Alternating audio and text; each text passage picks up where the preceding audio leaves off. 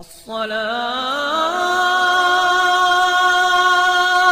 خير من النوم. السلام علیکم ورحمۃ اللہ وبرکاتہ. پیارے دوستو، آج کی اس ویڈیو میں ہم آپ کو ایک ایسی بدکار عورت کے بارے میں بتانے والے ہیں جس کے بارے میں آپ سن کر ایک دم حیران ہو جائیں گے اور سوچنے پر مجبور ہو جائیں گے کہ یہ کیسی عورت ہے. تو دوستو، آپ اس ویڈیو کو پورا آخر تک ضرور دیکھیں اور اس ویڈیو کو ایک لائک ضرور کریں، اور آپ نے چینل کو ابھی تک سبسکرائب نہیں کیا ہے تو جلدی سے آپ اس چینل کو سبسکرائب کر لیجئے، کیونکہ ہم آپ کے لیے بہت ہی پیاری پیاری ویڈیوز لاتے رہتے ہیں. پیارے دوستو، بنی اسرائیل میں ایک شادی شدہ عورت اپنی شوہر کے ساتھ رہا کرتی تھی. یہ عورت بہت ہی زیادہ خوبصورت، حسین و جمیل تھی. لیکن دوستو، یہ عورت اوپر سے جتنا خوبصورت، حسین و جمیل تھی، اتنی ہی اندر سے بدکار، دھوکے باز، مکار اور فریب تھی. اس عورت نے ایک نوجوان کے ساتھ ناجائز رشتہ قائم کیا تھا، جس کے ساتھ یہ عورت بدکاری کیا کرتی تھی. جب شوہر گھر پر نہ ہوتا تو یہ اس نوجوان کو اپنے گھر بلا کر بدکاری کرتی. ایک دن اس کا شوہر جیسے ہی کام پر چلا گیا تو اس نے اس نوجوان کو اپنے گھر بلا کر بدکاری کرنا شروع کر دی. لیکن اس دن اس شوہر کا کام بہت کم تھا اور وہ کام پر سے جلدی سے گھر آنے لگا. گھر آتے وقت اس آدمی نے راستے پر ہی دور سے اپنے گھر سے کسی نوجوان کو باہر جاتے دیکھا. اس کا چہرہ صاف سمجھ میں تو نہیں آیا کیونکہ وہ کافی دور تھا. جیسے ہی اس نے اس نوجوان کو باہر آتے دیکھا تو یہ فوراً دوڑ کر اپنے گھر گیا. دروازہ کھلا تھا، ڈائریکٹ اندر چلا گیا. جا کر کیا دیکھتا ہے کہ اس کی بیوی کی حالت ٹھیک نہیں، یعنی اس کے کپڑے اجڑے ہوئے ہیں. اس آدمی کو فوراً اپنی بیوی پر شک ہو گیا کہ یہ مجھے دھوکہ دیتی ہے، بدکاری کرتی ہے.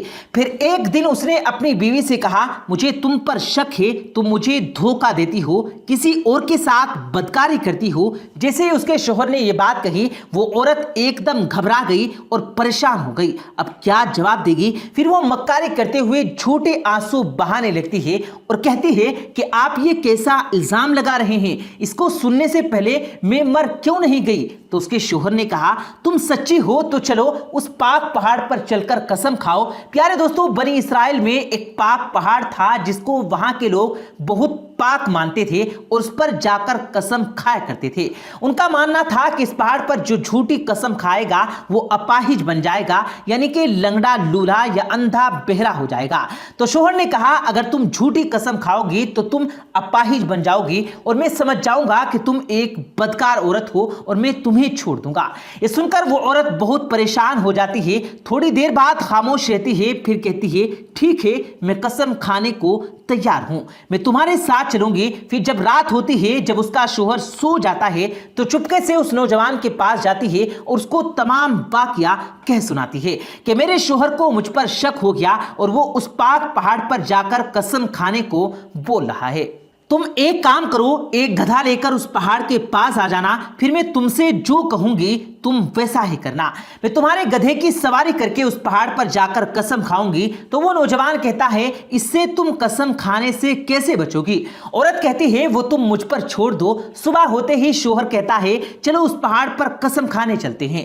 تو عورت کہتی ہے، تھوڑا رکو، میں تیار ہو کر آتی ہوں. پھر وہ عورت جاتی ہے اور جان بوجھ کر ڈھیلا ڈھالا کپڑا پہنتی ہے اور اس کو اچھے سے باندھتی نہیں. پھر وہ دونوں باہر کی طرف جانے لگتے ہیں. جب پہاڑ کے پاس پہنچتے ہیں تو وہ نوجوان بھی گدھے کو لے کر وہیں پر کھڑا ہوتا ہے. وہ عورت کہتی ہے، میں تو پہاڑ پر چل لیتی لیکن میرے پیر میں سخت درد ہو رہا ہے. مکاری کرتے ہوئے کہتی ہے کہ میں پیدل پہاڑ پر نہیں چل پاؤں گی. ایسا کرو، ادھر وہ گدھے والا کھڑا ہے، تم اس کی سواری کر دو، میں گدھے پر بیٹھ کر پہاڑ پر چلوں گی. پھر وہ عورت گدھے پر بیٹھ کر پہاڑ پر چڑھنے لگتی ہے. پہاڑ کے اوپر پہنچ کر وہ عورت گدھے سے اس طرح اترتی ہے کہ جان بوجھ کر اس کے تمام کپڑے کھل جاتے ہیں اور اس وقت وہ بالکل برہنہ ہو جاتی ہے، یعنی کہ بنا کپڑے کے ہو جاتی ہے. وہ گدھے والا یعنی کہ وہ نوجوان بھی وہیں پر یہ سب کچھ دیکھ رہا ہوتا ہے. وہ عورت جلدی سے اٹھا کر اپنا کپڑا پہنتی ہے اور وہاں پر جاتی ہے جہاں پر قسم کھانا ہوتا ہے. وہ قسم کھاتی ہے کہ میرے ننگے جسم کو اس نوجوان जवान गधे वाले और मेरे शोहर के अलावा किसी ने नहीं देखा है। ये सुनकर उसका शोहर सोचता है कि इस गधे वाले ने तो धोखे से देखा है, कपड़ा खुलने की वजह से मेरी बीवी सच्ची है और अपनी बीवी पर यकीन कर लेता है। प्यारे दोस्तों, उस औरत ने तो अपने शोहर की आंखों में धूल झोंक दी, अपने शोहर से तो मक्कारी कर ली, लेकिन वो ये बात भूल गई कि उसका जो रब है, जो सारी जहां का रब है, वो पोशीदा चीजों को भी जानने वाला है, दिलों के हाल भी वो जानने वाला है, उससे कोई भी चीज पोशीदा नहीं रह सकती। प्यारे दोस्तों, उस औरत ने सोचा मैंने तो अपने शोहर को धोखा दे दिया, लेकिन वो ये बात भूल गई है कि उसको कल कयामत के दिन भी अपने रब तबारक बताला को मुंह दिखाना है। प्यारे दोस्तों, ऐसे लोगों को दुनिया और आखिरत दोनों में बड़ा दर्दनाक अजाब होता है।